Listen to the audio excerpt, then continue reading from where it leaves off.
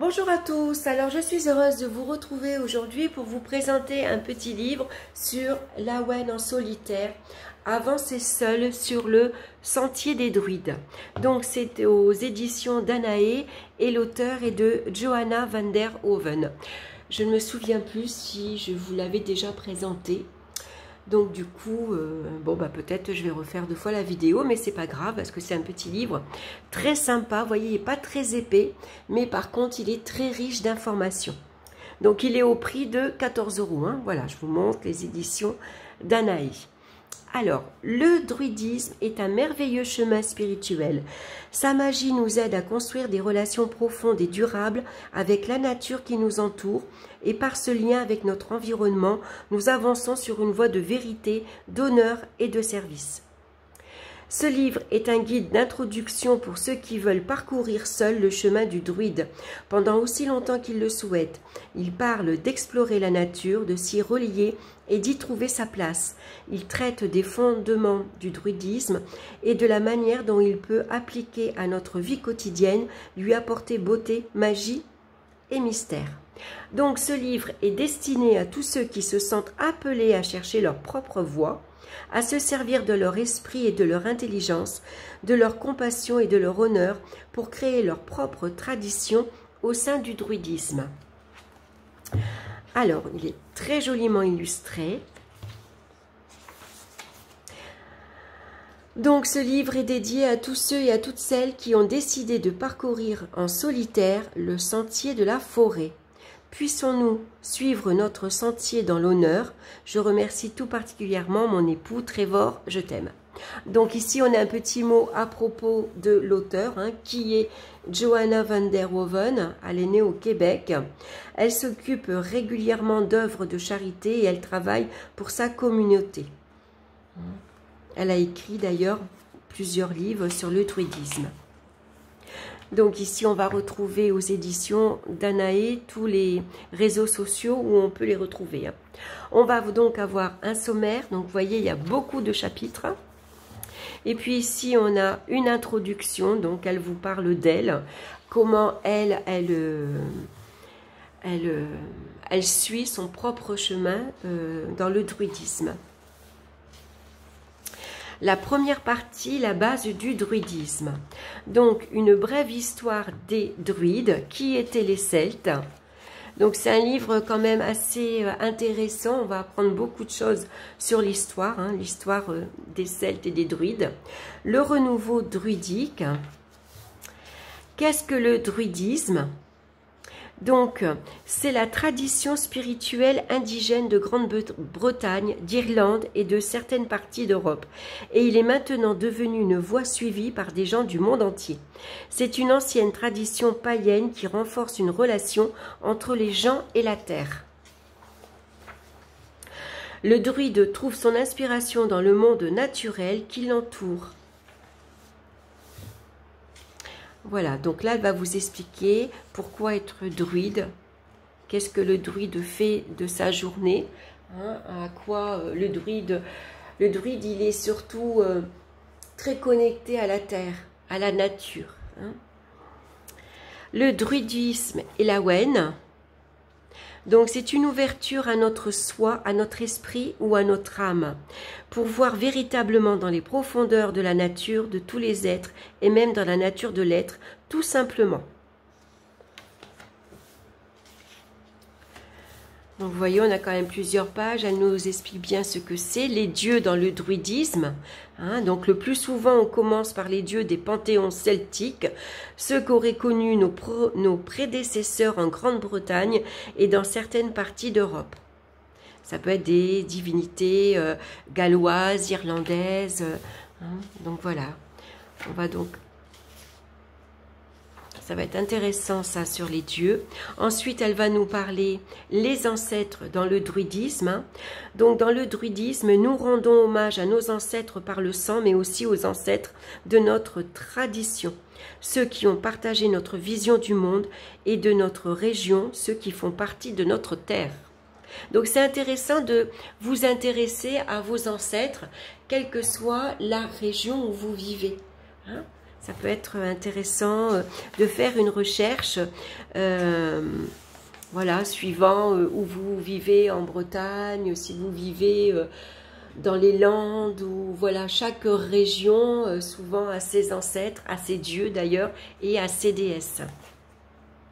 Donc les 8 festivals de l'année, hein, donc là elle va nous parler de la roue de l'année, donc bien sûr il y a le solstice d'hiver, c'est Yule. Hein. Ensuite on va avoir Imbolc, c'est le 2 février. Ensuite on va passer à l'équinoxe de printemps, donc mars. Beltane, le 1er mai. Ensuite, on a le solstice d'été, hein, c'est l'Ita, donc ça c'est au mois de juin. Le 1er août, on va donc fêter l'Amas, c'est la fête de la première moisson. Hein, donc, si vous êtes intéressé, là aussi, vous pouvez faire un rituel. Alors, je vais vous montrer 2 petits livres si vous voulez fêter l'Amas, justement. Hein. Donc, il y a celui-ci, Révéler la sorcière qui dort en vous, de Gabriella Herstik. Il est génial ce petit livre. C'est un petit livre de poche, très épais. Il est riche d'informations. On vous donne donc... vous allez trouver à l'intérieur, par exemple, pour fêter... alors, attendez, où est-ce que je l'ai mis, moi? Voilà. Donc, ici, le 1er août, on va vous dire donc à quoi correspond la fête de l'Amas. Hein. Vous allez donc fêter le dieu celtique Lugh et on fête généralement le soleil également. Donc, comment vous allez décorer votre hôtel, l'idée de célébration, l'idée de rituel, comment vous allez faire votre rituel et ce que vous avez besoin donc pour décorer votre hôtel. Donc, vous avez celui-ci et je vous recommande également celui-ci, c'est l'Almanach des sorcières, qui est également génial aux éditions Contredire. Celui-ci, il est super sympa aussi. Il est très riche d'informations. Donc là, on va vous parler de tous les sabbats, donc des fêtes païennes. Hein. Donc là, vous voyez, on va vous parler donc de la fête du 1er au 6 août. Hein.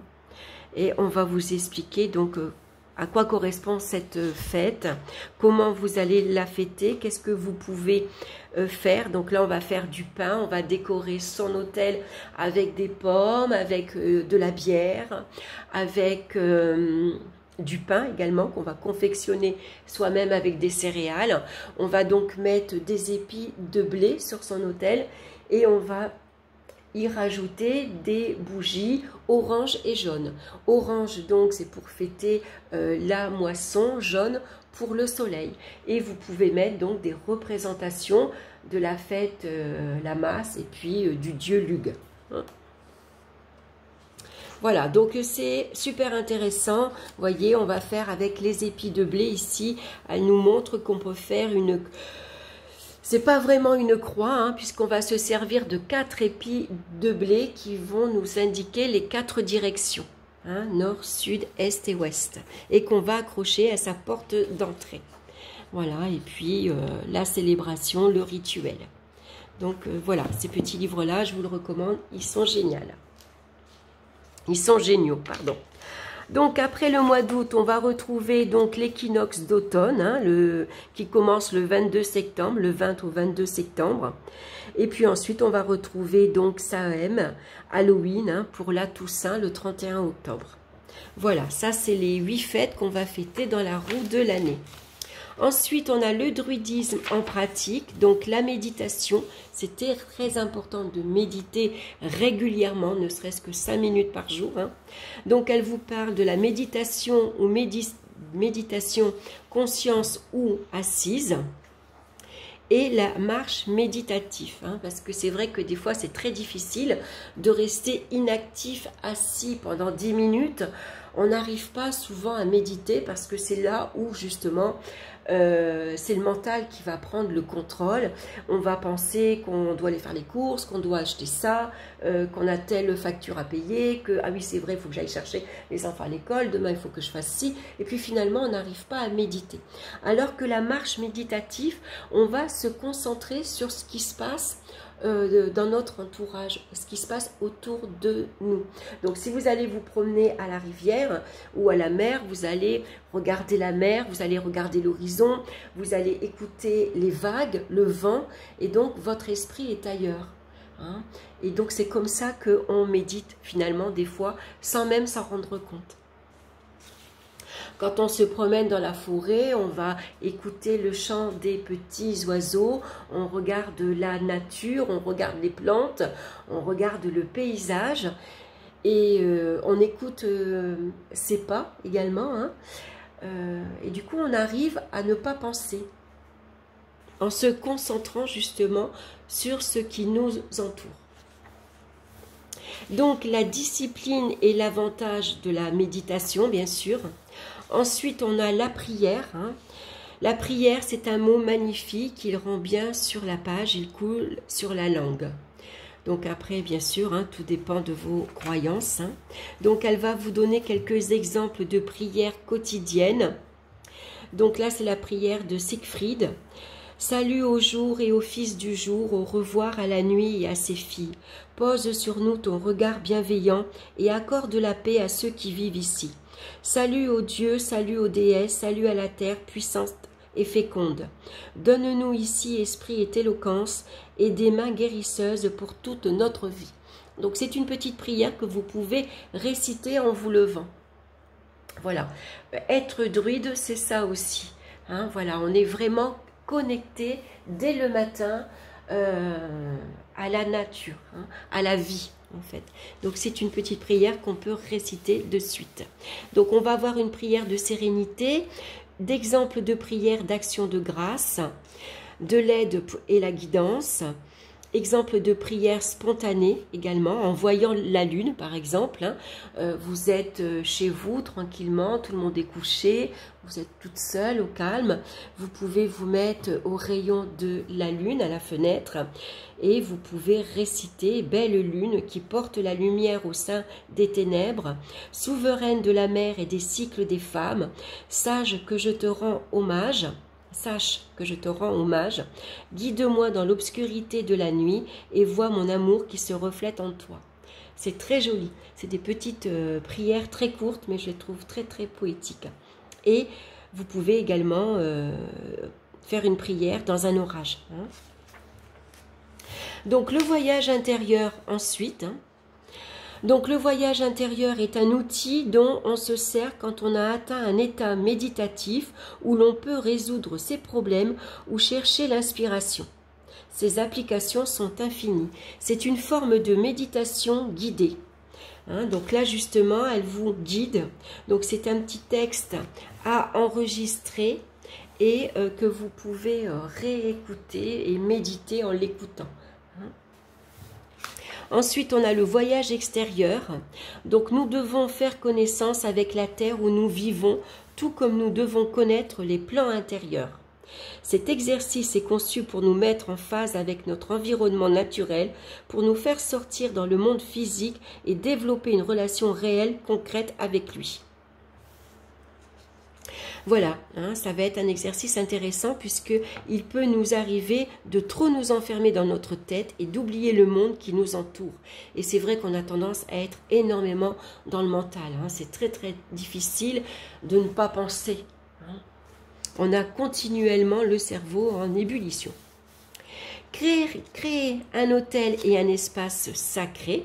Donc si vous avez chez vous un petit endroit où vous pouvez, c'est tout simplement à l'intérieur d'un placard, une étagère, vous pouvez mettre dans un angle une petite table tout simplement, hein, et vous allez faire donc votre hôtel. Laissez votre hôtel devenir une extériorisation de votre soi, une représentation de tout ce que vous aimez. Vous constaterez que le temps que vous passerez devant lui ne sera pas du temps perdu. Hein? Donc la création d'un espace sacré sert à nous offrir un lieu de sécurité où nous pouvons nous développer et nous transformer. C'est le don d'un sanctuaire. Un sanctuaire, c'est ce qui vous donne un espace où vous avez le droit d'être vous-même pleinement et sans peur. Donc un endroit où vous allez mettre sur votre hôtel tous les objets que vous tenez, que vous aimez. Ça peut être une belle pierre, ça peut être des fleurs, vous pouvez mettre une bougie, vous pouvez mettre une photo de vos ancêtres, vous pouvez mettre également de l'encens. Si vous vous promenez dans la nature, que vous voyez un beau caillou, un morceau de bois qui vous plaît, tout ce que vous allez ramasser, des coquillages, vous pouvez le mettre sur votre autel. Et c'est un endroit, là aussi, où vous allez pouvoir aller méditer. Vous méditez à votre autel, à l'endroit de votre autel. Ça va vous aider justement de vous connecter en fait. Donc ça c'est super intéressant, elle vous donne plein d'explications, à quoi ça sert également. Les rites saisonniers, travailler avec les saisons. Donc là aussi on va pouvoir faire des rituels pour l'automne. Donc on va travailler avec les ancêtres du lieu. Hein. Les prières quotidiennes, la méditation, le voyage intérieur, donc les questions que vous pouvez vous poser. Qu'est-ce qui te fait peur? Qu'est-ce qui te fait souffrir? Quel comportement récurrent destructeur as-tu pu identifier dans ta vie? Qu'est-ce que tu as le pouvoir de changer?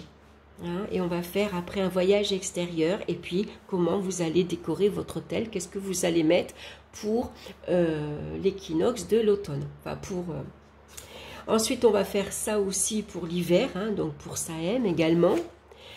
On va avoir donc les mêmes choses. Hein. Elle vous explique qu'est-ce que vous pouvez faire, hein, les questions que vous pouvez vous poser. On va refaire le même rituel pour le printemps, bien sûr, et pour l'été. Donc, ça peut inclure également, vous pouvez également fêter tous les sabbats, hein, qui font partie de la roue de l'année. Ensuite, le nom druidique. Vous pouvez vous donner un nom druidique. Hein. Donc, ça peut être un nom latin ou ça peut être tout simplement le nom d'un arbre. Si vous êtes très proche, par exemple, d'un saule pleureur, d'un peuplier ou d'un cyprès, regardez les arbres qui vous entourent et puis essayez de vous connecter aux arbres également. Hein.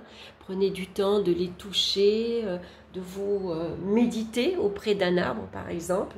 Regardez à quoi vous êtes relié, qu'est-ce qui vous attire. Hein. Vous pouvez porter aussi bien le nom d'une pierre, d'un arbre, d'une plante, hein, ce qui vous plaît. Donc là, elle vous explique donc à quoi correspond le nom druidique. Ensuite, créez votre propre voix. Hein, comment vous allez ici, un rituel druidique est basé sur la connexion et la relation. C'est un moyen de vivre un moment, de prendre le temps de rendre hommage au caractère sacré du moment et du lieu. Donc, votre pratique à vous quotidienne. Hein. Créez vos propres rituels druidiques. Donc là, elle vous donne ici, par exemple, si on se connecte au gardien du lieu. Ici, je demande aux esprits gardiens du lieu la permission de pratiquer mes rituels dans leur domaine. Donc, la disposition, ce que vous allez mettre sur votre autel. Vous pouvez ici faire un appel à la paix. Le tracé du cercle, hein, à quoi correspond le cercle et pourquoi vous allez tracer votre cercle. Et la consécration de votre cercle. Donc, vous allez rendre hommage ici aux quartiers. Donc, les quartiers, ce sont les 4 directions. Le nord, le sud, l'est et l'ouest. Les 3 mondes, les ancêtres. Et puis, vous avez à chaque fois, elle vous aide. Hein. Vous voyez, elle vous dit ce que vous pouvez dire, ce que vous pouvez réciter. Les repas, les offrandes, l'acte rituel, comment vous allez refermer votre cercle. Et puis, la pratique quotidienne. Hein, donc, voilà, comme je vous le disais tout à l'heure, la pratique quotidienne, ça peut être tout simplement en se levant, on commence à dire une petite prière. Hein. On peut dire bonjour au soleil, tout simplement. Bonjour au jour. Hein, bonjour à la nature. Donc, c'est un petit livre très intéressant où on apprend beaucoup de choses. Et puis ensuite, suivez votre propre voie. Donc, s'aventurer sur son propre chemin peut être impressionnant au début. Vous ne savez peut-être pas vers où vous tournez. Votre route peut être assombrie par le doute. Ce qui compte le plus, c'est d'y avancer dans l'intégrité et l'honneur, en restant fidèle à vous-même et en manifestant une conscience du sacré de toutes choses et des cycles de la vie. Voilà, donc vous voyez, il y a plusieurs pages. Et puis ensuite, on va retrouver une bibliographie, donc tous les livres que vous pouvez ici acheter et lire. Alors bien sûr, il y a beaucoup de livres en anglais, ce qui est un petit peu dommage. Les lectures recommandées également, hein, les sources internet également, ça c'est super. Et puis donc les lectures, les livres. Mais bon, voilà, c'est un petit peu dommage. Si vous parlez anglais, tant mieux. Sinon, voilà, il n'y a pas beaucoup de livres en français, ce qui est dommage. Et donc, si vous avez aimé donc Lawen en solitaire, vous pouvez aller donc sur le site pour justement donner votre avis. Et puis là, à la fin, vous avez donc tous les livres que vous pouvez retrouver. Donc celui-ci, je ne sais pas si je vous l'ai présenté, mon almanach païen. C'est pareil, il est super. Je vous le présenterai la prochaine fois. Vous voyez, on retrouve la roue de l'année avec tous les sabbats qu'on peut ici fêter. Il est de Sylvie Okada et c'est aux éditions Danae également. Voilà, j'espère que cette petite présentation vous aura plu. Si vous avez envie de vous reconnecter à la nature, pourquoi pas essayer, ça vous donne des bases. Et puis, c'est intéressant, on apprend beaucoup de choses. Voilà, en tout cas, ça m'a fait plaisir de présenter ce livre-là. J'espère que vous allez passer un très bel été. En tout cas, je vous retrouve très bientôt. Je vous embrasse bien fort. Et puis, on se retrouve très bientôt pour une nouvelle vidéo. Bye bye!